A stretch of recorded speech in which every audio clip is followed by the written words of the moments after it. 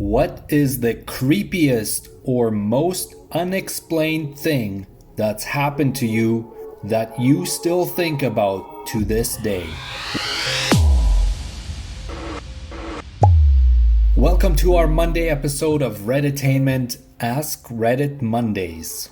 We've got a couple of great posts lined up for today, with the first one being, what is the creepiest or most unexplained thing that's happened to you that you still think about to this day? Let's jump right into it. First comment appears to be by a throwaway account, so this ought to be good. A few years ago, I was at my lowest point in life. Several people close to me had passed away unexpectedly. I was being bullied every day at my job. My life was falling apart. I was past being depressed. I just couldn't imagine waking up another day, so I planned my suicide. Bought a one-way plane ticket, got sleeping pills, and wrote a series of suicide notes. Okay, I definitely expected this post to be serious, but I didn't expect it to get dark this quick. But hopefully we'll come to a good ending, so bear with me. On the day I was to fly out to fulfill my plan, there was a terrible accident on the freeway to the airport. It was shut down both ways. So I drove into a nearby pub to have a beer and wait out the traffic. The second I sat on the patio with my drink, a gentleman asked if he could sit with me. Whatever, I thought. Sure, who cares? He told me that whatever I was doing next was a terrible idea and I would regret it. I thought, who is this random f***er? But I listened. He said that he sensed I was in pain, but that I had an incredible life ahead of me, and that this was not the way my story was supposed to end. Again, I'd never met this guy in my life, and hadn't mentioned a word to him about my plan. He asked me to hand him my keys and my wallet, and he'd give them back to me after I talked and he listened. I poured my heart out to this random guy, told him all my traumas and pains in life, and why I was heading to the airport on a one-way ticket to kill myself in a cemetery across the country where my family was buried. He just listened. And then he pulled out a lighter, asked me to pull out my suicide letters, and helped me burn them. He told me I was worth so much to the world, and that after I finished my drink, I needed to head home and get some sleep. He told me I was going to be okay tomorrow, and I believed him. He then gave me my keys and wallet back. I left that afternoon and went home, hugged my family, got some sleep, and the next day I started working on myself, finding a therapist, a new job. Years later, I'm in a fantastic place in life. So far from where I was that day.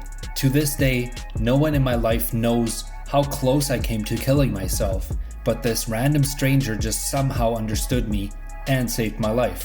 I never saw him again. I don't even know his name.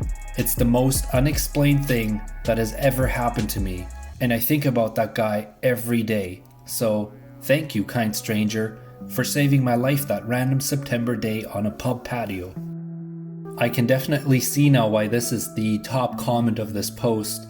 I'm sure something like that will stick with you for the rest of your life, and it makes me wonder if he will ever find out who that stranger was. And what compelled this stranger to go up to this guy and just offer to listen? I mean, that's incredible. Maybe he had no idea what this guy was going through and just had an urge to go talk to him. Who knows, right?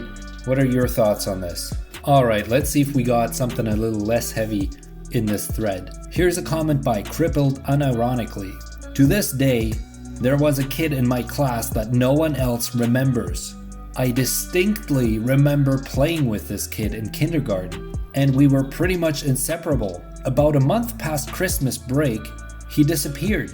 No one remembered him, not the teachers or the others in my class. No one. I even asked the school counselor if he was okay, and she humored me by going through records to see if he transferred. She couldn't find a thing. I think about it at least once a month. Okay, so there's really two possibilities here. Either that kid existed or he didn't exist. If he did exist, then it's truly disturbing as to why nobody remembers him. And if he didn't exist, well then this guy clearly has a mental issue. Also, I wonder about the timeline. This guy says there was a kid in his class that he distinctly remembers playing with in kindergarten. And then he continues saying about a month past Christmas break he disappeared. So did all of this happen in kindergarten and you're only questioning it now? Or is this person saying that at the time that kid disappeared, he went to see the school counselor and asked if he was okay and asked around and nobody remembered him? Because if this was a long time ago in kindergarten, depending on how old this person is now, this person's memory might be failing or creating a false memory. I definitely have more questions about this post. I don't know if you understand where I'm going with this. There are a number of comments in this thread mentioning that they have a very similar experience. Someone mentions that maybe it was an imaginary friend, and Op responds and says, I would agree with you, but the fact that I still have a scar from where he threw a frisbee at my nose either debunks that or makes it 10 times more terrifying. Someone follows up and says, what do your parents say happened to your nose? Oh, they remember it happening since I had to get the stitches, but it's like a record skip whenever they talk about it. Always manages to gloss over who did it. That's crazy. Someone else suggests witness protection. Possibly, maybe the teachers knew or the counselors knew and we're just not allowed to say anything at that time. Well, I guess the fact that I have so many more questions just means that this comment really fits the category of unexplained. Alright, let's move on to the next comment. Posted by Omnipresent Rain. When I was 13, I moved into my brother's bedroom, as it is an extension to the original house with an ensuite and is far larger than my old room. Originally, it was a tiny box room with the entrance to the attic, but was extended outwards. The attic entrance is always open, with a permanent set of metal ladders angled up into it. There's a picture of it here.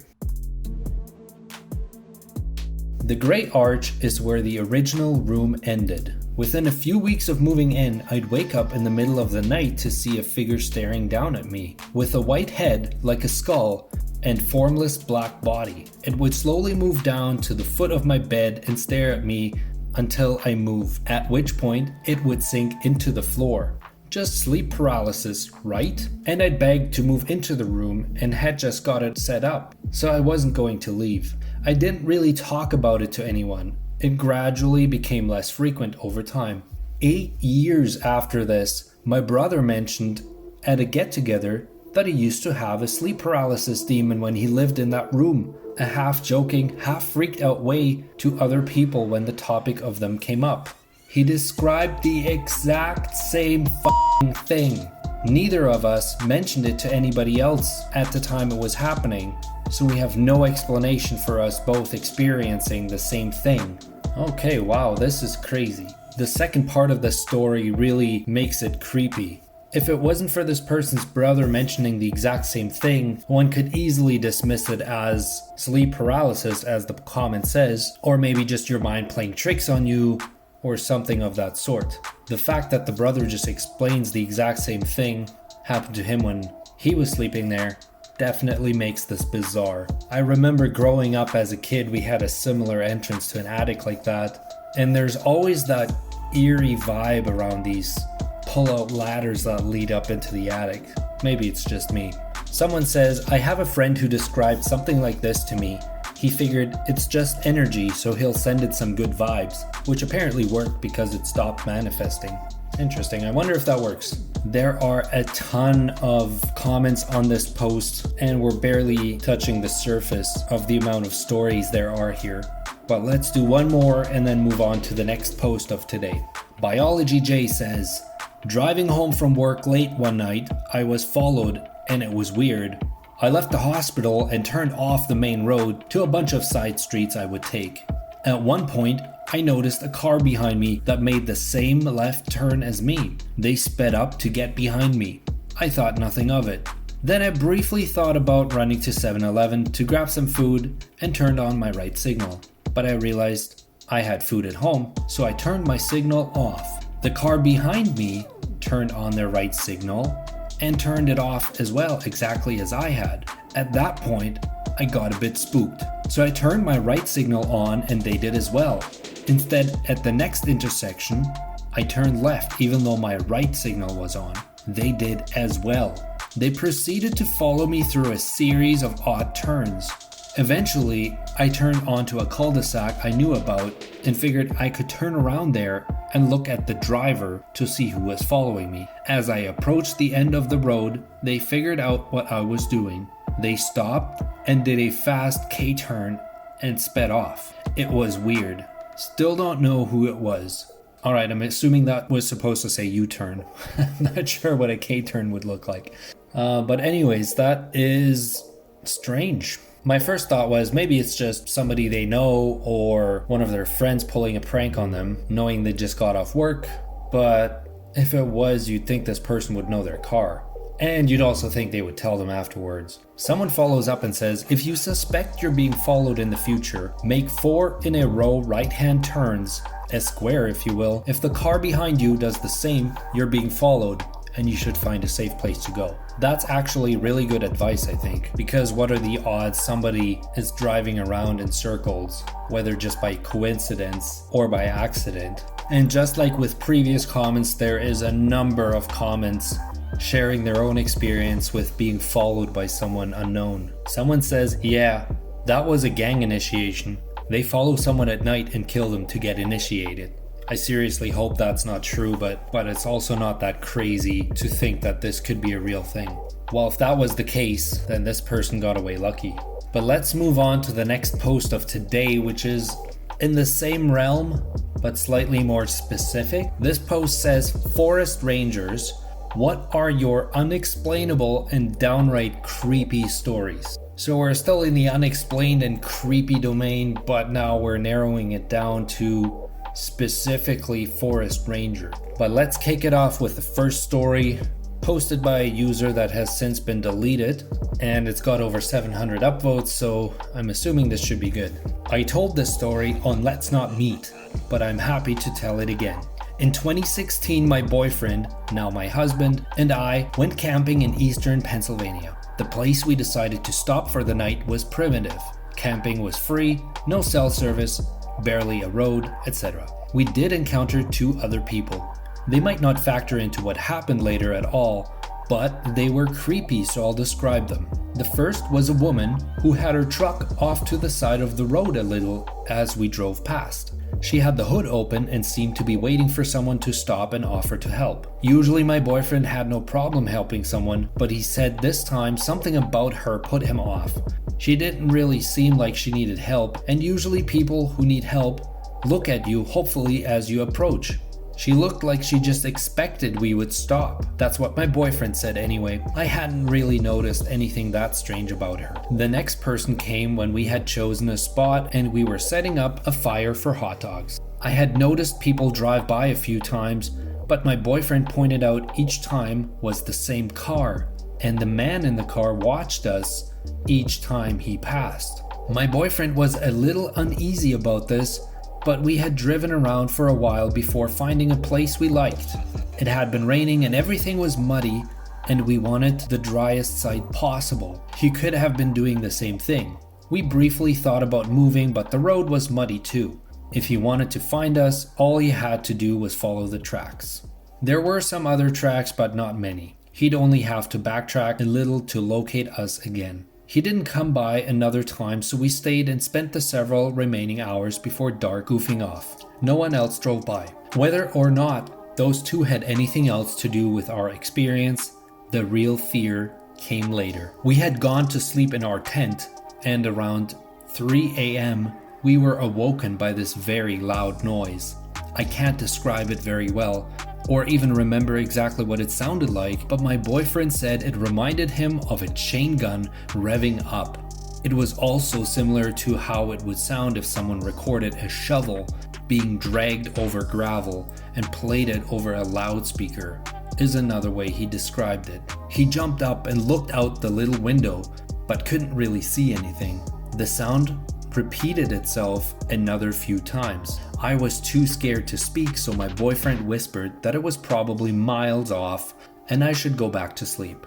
I didn't question this, as I figured loud sounds could be easily heard miles off. After we left, he told me it sounded like it had actually been coming from just down the road, but he didn't want to freak me out. Looking back, I probably should have wondered why he would bother to whisper if apparently the sound was far off. I was still terrified.